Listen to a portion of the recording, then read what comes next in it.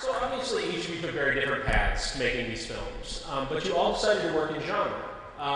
And I'm going to ask first if that's from a love of the genre, if it's something that you thought might be easier to get in front of audiences, or how it was you came to the individual projects. And we'll start with The Signal, which is unusual because of the way you guys constructed it in the first place. It's sort of three separate segments, each of you directing one, and then they work together as a finished film. Was that so that you each got a chance to sort of show your sort of set up your skill set, or was that just the three of you collaborated before that? You thought this would be a natural evolution? Yeah, originally it was we have a sort of experimental film community in Atlanta that we just make experimental stuff, and we did a thing called Exquisite Corpse, where you make a film, you make like a short film, and you hand it off to someone, and you do 20 minutes, they do another 20 minutes, then from there on. And we already done that, and it was very sort of Lynchian and surreal. And we thought that if we were going to make it into a feature film, it would be, the sci-fi horror would be, more of a specific genre. So we took all these ideas that we had in this other thing, and then sort of positioned them into a more specific genre thing. So it really was no grand design. It was all just very much a like, let's see if this works kind of thing. And where did you find your financing for the film? Was that a result of the work you guys had done earlier? Were you able to show that to financiers, or had somebody come to you and said, "We want to do something with you," and this was a response? Yeah, we just had a private investor in Atlanta. I mean, the movie only cost $50,000, so we had one person They invested in another movie we made. So, so we were gonna basically, sell it to the foreign territories, B-movie, make money. We love the genre and everything, but we were just like, we'll show a profit so we can raise money for our more artsy stuff.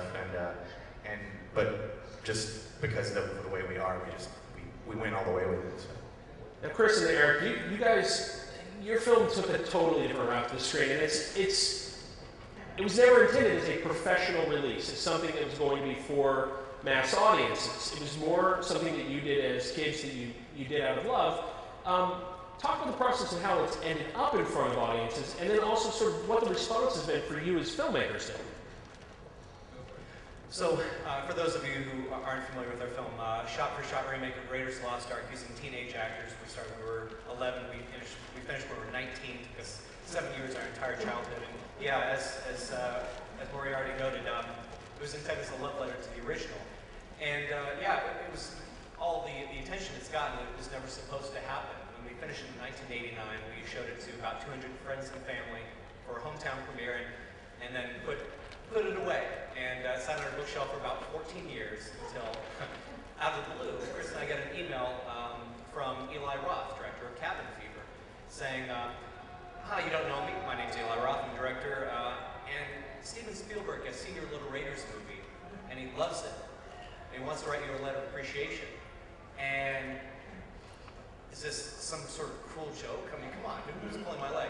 Turns out, at NYU, an old college roommate of mine, I showed our little copy to, and he liked it, and unbeknownst to me, made a copy and passed it on to a friend who made a copy, passed it on to a friend.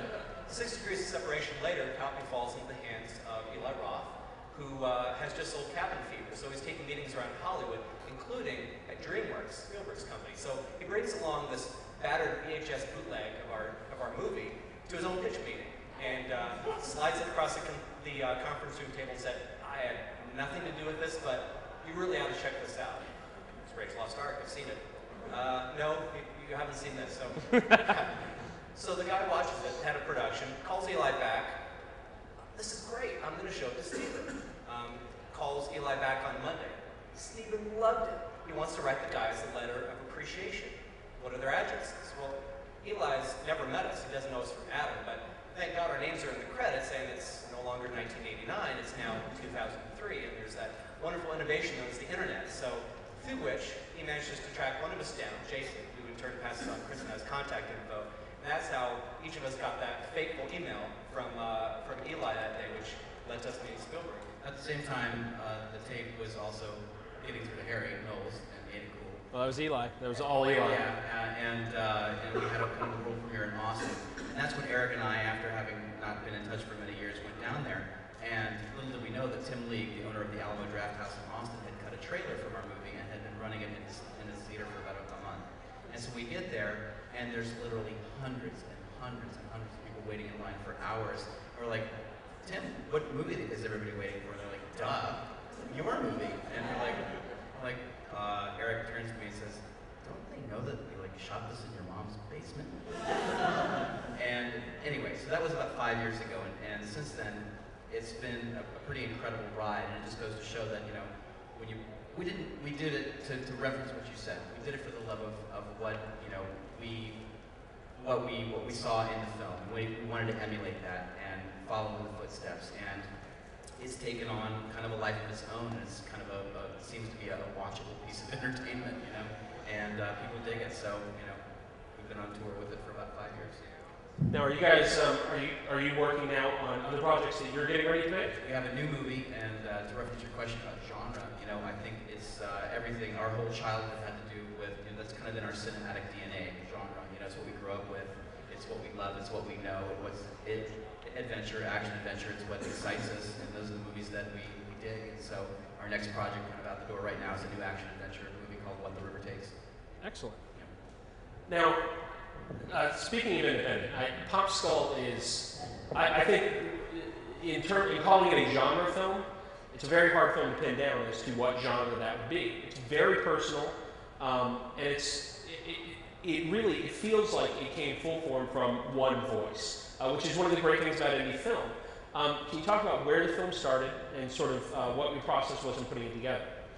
Well, I knew that going into it that I wanted to do something very experimental, and so, and that also had to do with the fact that I was having trouble pinning down writing a script for a little while, because I kept on getting, you know, too caught up in like the whole budget thing. And so one day I met this kid, Lane Hughes, who was writing for a zine, and he was having, you know, like he would call me up occasionally talking about like, you know, filmmaking stuff. He wanted to get filmmaking advice from me and stuff like that. And for a while I was doing that. And slowly that turned into, like, he ended up bringing up all these emotional problems he was having and, like, this and that. But I realized that he'd gone through this breakup recently and he was kind of dealing with it similarly to the way I did. And so I was like, this is kind of interesting. And so I started talking to him, and he was telling me about these supernatural things that were happening in his house and his, like, little excursion into over-the-counter pharmaceuticals. And one day it all just kind of clicked, and I was just like, you know, Lane, let's just, you know, screw it. We're just gonna do a movie, and it's gonna be based around you. We're gonna use your life as a structure, and you know, and we're gonna start in a month, and we're not even gonna have a script. We're just gonna work with, you know, you and then my friend E.L. Katz on an outline, a very detailed outline. But you know, pretty much the dialogue and everything's gonna be improvised, and we're just gonna, you know, do what we have, you know, use what we have, you know. And the way that we were able really to make it work was the fact that. You know, Lane, you know, and I didn't have a job and we didn't have a life, and so I was like, you know, if I can make this movie around a guy who has as much time on his hands as I do, then I won't have to pay him, and we can all, you know, we can get a ton of footage and we can make this thing look expensive, you know, and in that sense, time was our money, you know, as opposed to having a budget, you know. We didn't have a crew following us around because it was just me and my little brother Ashton, who just dropped out of high school. He was like 17 years old. And so it was just us running around doing stuff, and so we were able to kind of take like the kind of Terrence Malick Days of Heaven approach, and if we were going to shoot outdoors and so forth, we were going to, you know, just do it sunrise and sunset. So we were able to do some cool stuff like that because of the fact that we didn't have money. And, you know, so in a sense, like the budgetary problems, which would normally be a problem, the way that we shot our film ended up being a strength because we were just a bunch of losers from Alabama, you know, trying to put something together. Well, and I think that's one of the... Yeah, slackers. So it's one of the things that you have to embrace in the indie world is the lack of money is an aesthetic. It's something that you ultimately have to deal with and confront and know that that's just part of your film. Exactly. Well, I mean, you know, Hollywood's spending enough time doing films that are manufacturing reality.